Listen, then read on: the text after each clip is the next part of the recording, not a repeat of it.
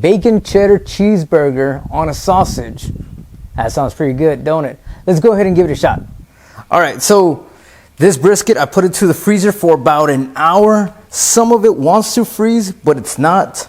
So I have a 500 watt grinder, and that one does take bigger chunks than my KitchenAid, obviously, but I still don't want to overwhelm it.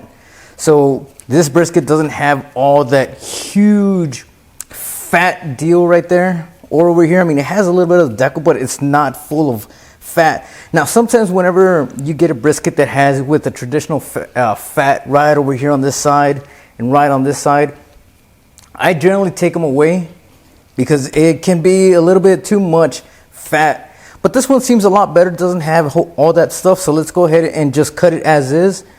And we'll cut it into strips that the grinder is going to accept.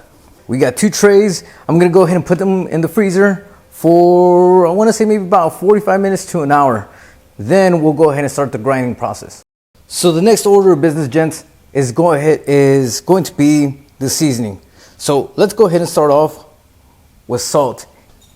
Pink curing salt, black pepper, garlic powder, paprika. This is what I always use on burgers, man. This is gonna be the Meat Church Voodoo. I highly encourage it. I've used it in sausages before, and it never disappoints. Some mustard seeds. Now, the reason why I'm going with mustard seeds instead of the powder is because whenever I did the kielbasa, which is right over here, whenever I did it, it just produces a flavor that, I don't know, I've never had before, but I really, really like it. You know, especially like this. Probably why Franklin uses it as well. So we're going to go ahead and put it right in here. And last but not least, milk powder as a binder. Make sure everything gets nice and incorporated. And as always, guys, I'm always going to go ahead and leave everything in the description below. The percentages, what I use for 12.4 pounds, the works. I'll even provide a calculator in there in case you guys want to download it. It's pretty awesome. There we go, gents. So we got the meat right over here. It's nice. It's half frozen, which is what we're wanting. So let's go ahead and start the grinding process.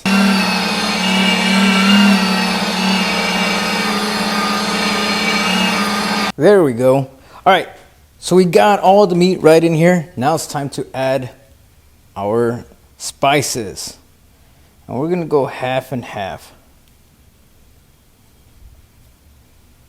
Let's go ahead and start mixing by hand. We'll start adding our cold water in here. 10% of it. But it might need more depending on how the meat actually feels. So we're going to go ahead and mix up. And what I'm going to go ahead and do, since I have 2 different containers, is once I mix this one up and this one up as well, I'll get half of this, put it in here, half of this, and so on and so forth. Meet your maker, hook a boy up. So at this point, we are going to go ahead and add our bacon.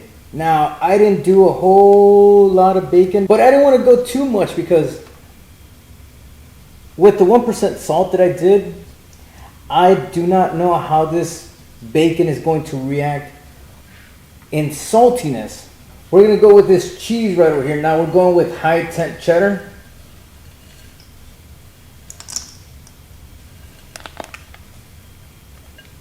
And we can add more if we want to. All right, so let's go ahead and dig right in.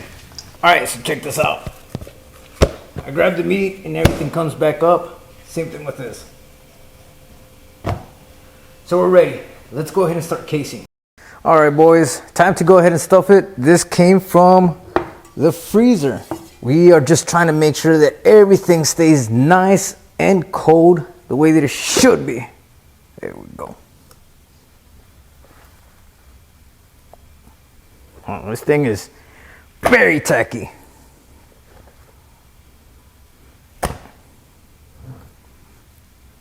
Anything that we're not gonna use for right now, we'll go ahead and put it into the freezer so that this does not get runny or anything like that when it starts to warm up.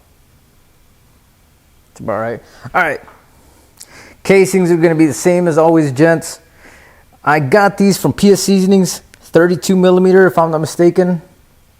They're very good. I ordered it by the Hank. Hank means that it basically comes in a huge bundle. I don't know the exact measurement of it. I think it's in meters. Who knows? I don't know, man. I just know that whenever you buy in like these little single packets, the casings end up coming up a lot shorter, right? And that's fine and everything, but we're casing 14 pounds of meat. So we want a whole bunch of casing. Tie it off. Now let's go ahead and start casing this thing. You'll be able to feel how firm this thing is, man. Right off the bat, you're gonna start feeling some tension. Once you feel like it's about to burst, then that's a good time to go ahead and let off. So this is going towards me.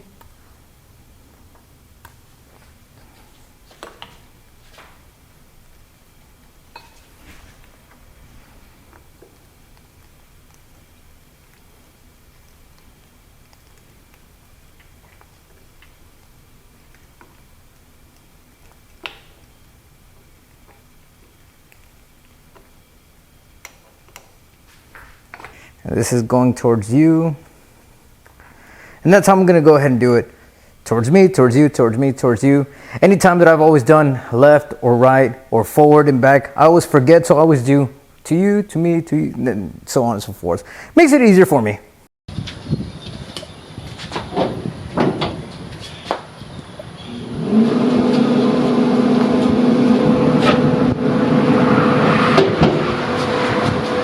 All right, boys.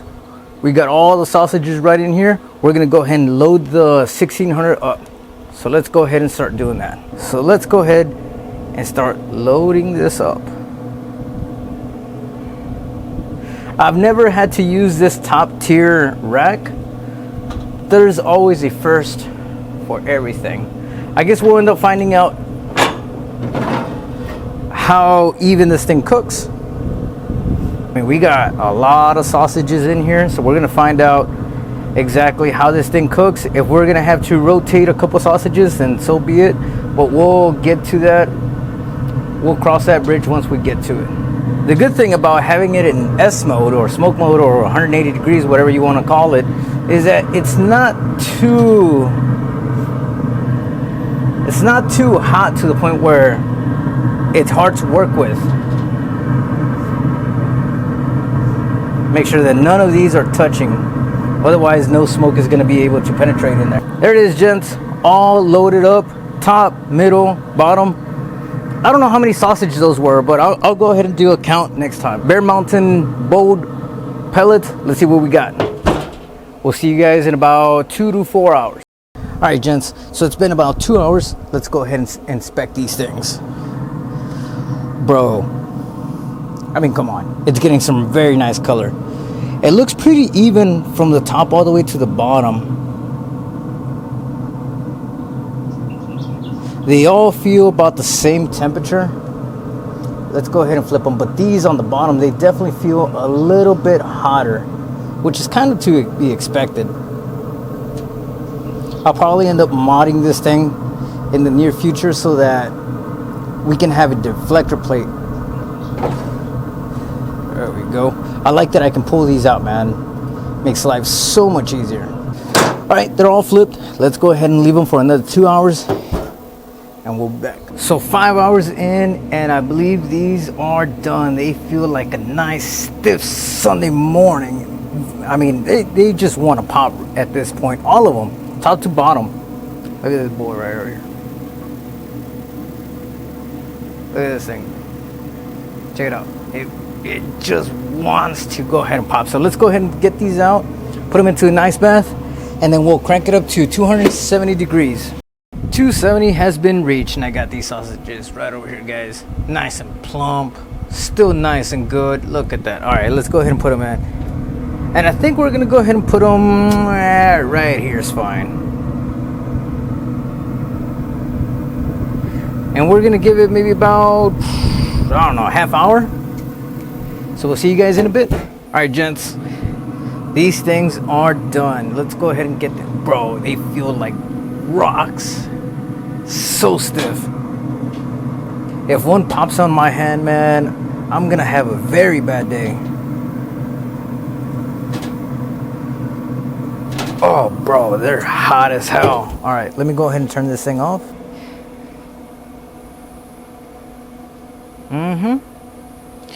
Oof. Okay, so I'm gonna leave them there for, I don't know, I'm gonna leave them here for a good this one decided to go ahead and, this one ended up popping just a dash over here, but that's all right, guys. All right, boys, so I got the one that popped on me, right? It didn't pop a whole lot, but you can see where it shriveled up just a dash. Let's go ahead and try this thing out.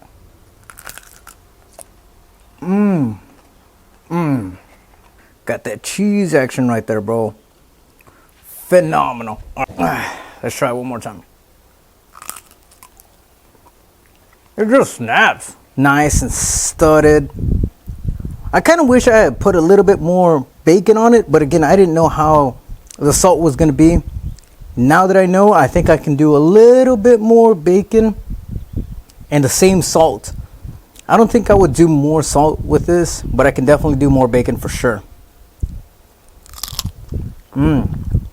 Even on the half cut, bro, this thing is still snappy as hell.